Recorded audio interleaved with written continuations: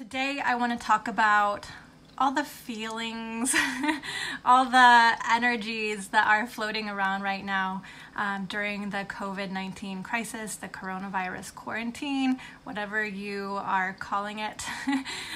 There's a lot of anxiety and fear going on collectively, meaning all the people globally, like almost everyone, has an undertone layer of fear, anger, hurt, sadness, and this comes out as anxiety or inflammations in attitude.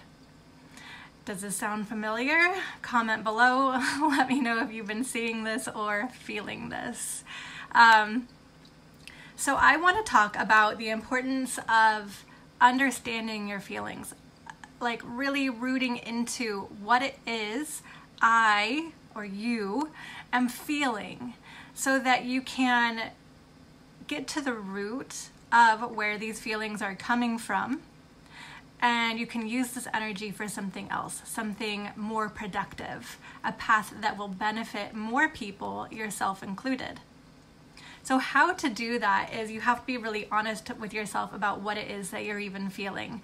And, aside from COVID, I noticed that a lot of people, it's very popular right now to be to fake positivity, false positivity. It's like you cover up your feelings with, I'm good, don't ask. Like, you just answer a question, you answer the question, how are you doing, with something good, and you hope people don't inquire more so that you don't have to lie more.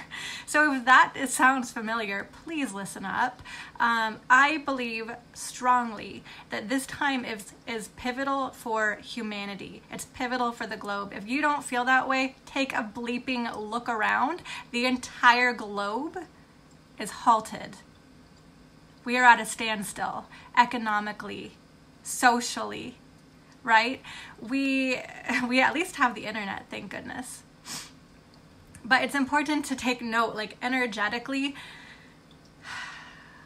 this is a time to root down into Mother Earth, a time to ground yourself, a time to connect with your higher power, your spiritual understanding, your spiritual self, your soul. It's a time to decidedly wake up. So a few steps on how to do that, how to fully acknowledge your feelings so that you can connect with your higher self more easily, would be you acknowledge, I'm feeling anxious. Okay, what's underneath that anxiety? Anxiety is a lot of, you have forward movement in your body or in your mind, but nowhere to put it. Like you're ahead and you don't know where all the pieces are going to land, and you don't even know if you have enough of the pieces, right? Like if you're doing a puzzle in that metaphor.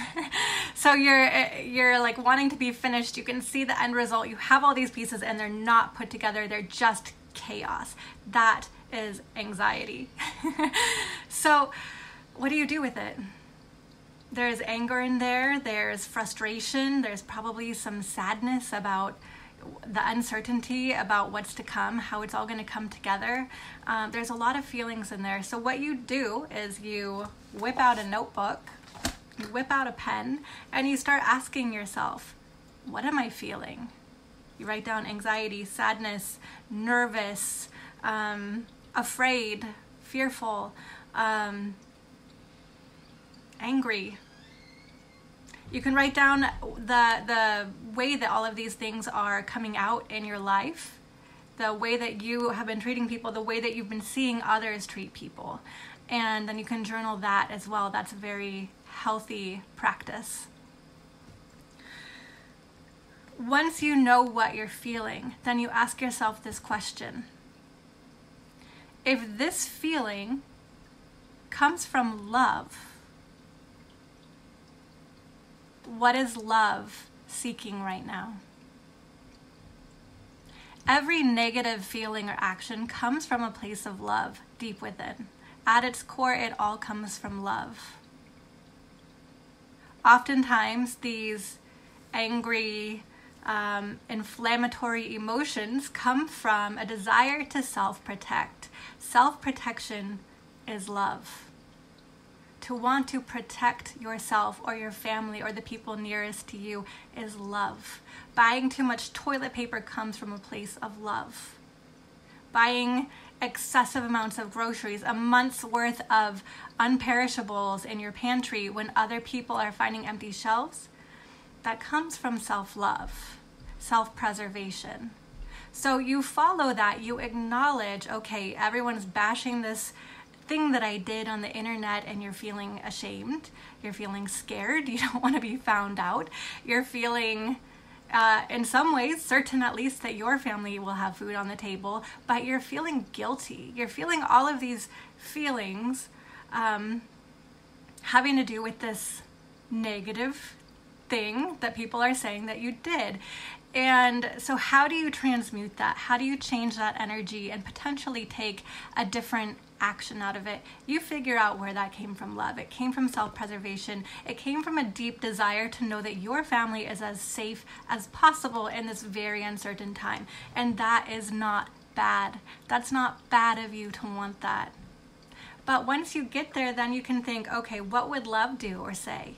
What would ultimate compassion, unconditional love do or say about the situation? And that's where you'll find answers like, I know that the grocery stores are still receiving shipments at regular speed.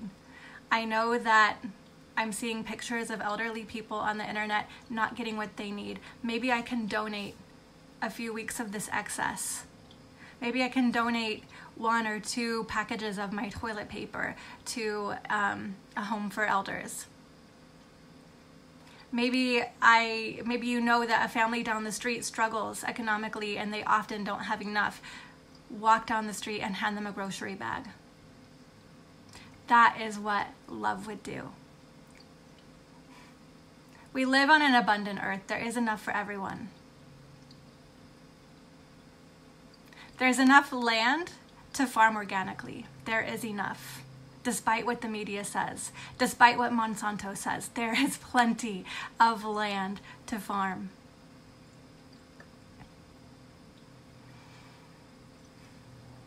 If people change the mindset around what reality is, if you change this idea that everything should come in a package or a box with pretty colors and it should have a commercial that goes with it, then guess what? We'll stop eating processed junk food, and you might start eating vegetables and fruits more often, and your body's going to feel better. You're going to have more homeostasis. You're going to have less stress.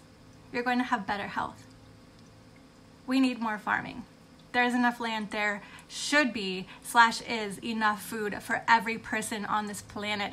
But people who have not yet learned how to return to love, return to compassion, return to this idea of taking care of everyone, that we are all connected. We are only as strong as our weakest link. People are hoarding money, supplies, land, seeds. So what we can do, why this matters to you, is that change happens at the personal level.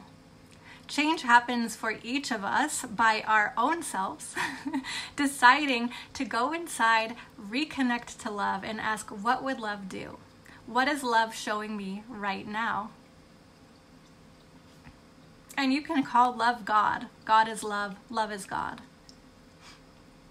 God is life. Life is love. You might have more belief systems around what God is, but I think most religions agree on that. So what would love do? What would love say? And when you are taking stock of your own feelings, and I beg you to do this, take stock of what you're feeling and ask, if love is giving me these emotions, where is it coming from? How am I trying to self-protect? And how can I help protect the people around me, the people down the street, the people in the elderly homes?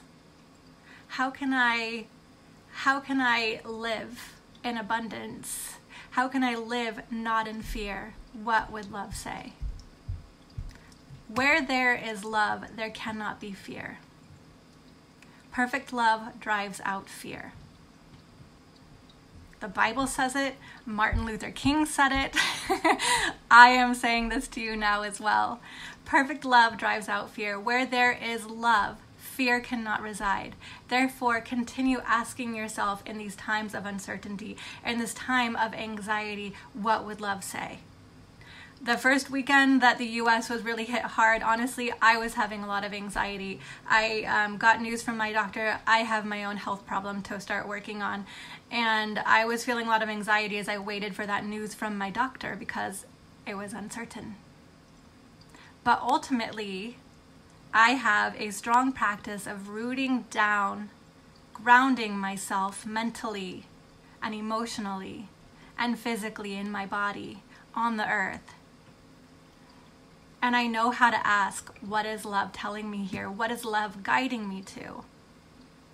And I know that my own personal health problem, love was guiding me to a cleaner diet because during pregnancy and post-pregnancy, I let a lot of my the way I like to eat changed. But I knew that I was not as clear in mind, body, and soul. And I've been wanting to return to that. And so this gives me very strong incentive to return to that. To drink a lot less wine, to eat a lot less sugar, to eat a lot more whole foods, to make sure I'm getting my vitamins, to make sure all my systems and pathways in my body are working. That is what love is teaching me. Love is teaching me to be a clear channel for this energy, this essence, this soul that resides in me to speak, so that I can be here for you, so that I can teach, so that I can express what my soul wants me to express. So what is love trying to teach you? Because I don't just believe this about me, I believe it about you as well. I know that you have gifts for this world.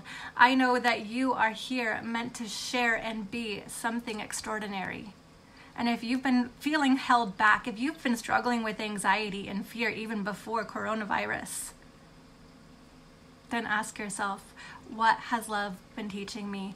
Get out your notebook, get out your pen, and start journaling. Meditate every single day. Bring love to your heart center. Imagine energy from God coming down into you, charging you up. Imagine rooting down into the center of the earth and this electromagnetic field charging your body, tethering you to the earth.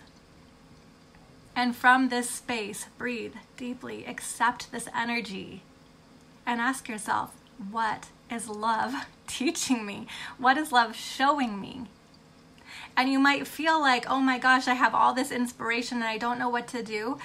I felt that way 2 years ago when I didn't have time to be working on all my projects, when I was a full-time mom and I had no help. I felt like this gigantic essence of energy that was trying to fit through a pinhole. And if you can identify with that, that is anxiety. That is fucking anxiety.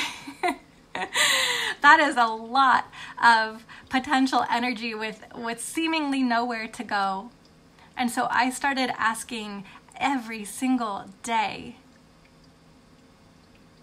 from love, what is my one next step? What is my one next step? All you ever need is one next step. And if you have trouble getting out of your head, get out your pen and you ask, what would love say is my one next step? And you get into a loving space and you just free write and see what comes out. It might be 2 words, it might be 2 pages, it might be 25 pages, but just let your body, let your soul respond to what is love teaching me? What is love telling me is my one next step? All right, you guys? So that turned into more than I thought it was going to be. I just feel like it's really important to acknowledge what you're feeling right now. I feel that a lot of people, along with feeling all these things, are in denial. And so I just wanted to offer you a way to transmute that energy and turn it into something else. I believe that everything is born from love on this earth. Everything. All energy is born from love. So if there are a lot of negatives happening, always bring yourself back to love and bring your questions back to love. What is my one next step? Don't ask what's wrong with me. There's no way to answer that. There's nothing wrong with you. You're blocked from your one next step. That's all. that question is blocking you from your one next step. Your anxiety, your fear, your anger is blocking you from your one next step. Love opens the doors. Love opens the channel of the energy that is your life, your passion, your purpose. So allow yourself to be open, to be loving, to express love, to be the energy of love and abundance. All right, you guys, love and light. I hope you appreciated this.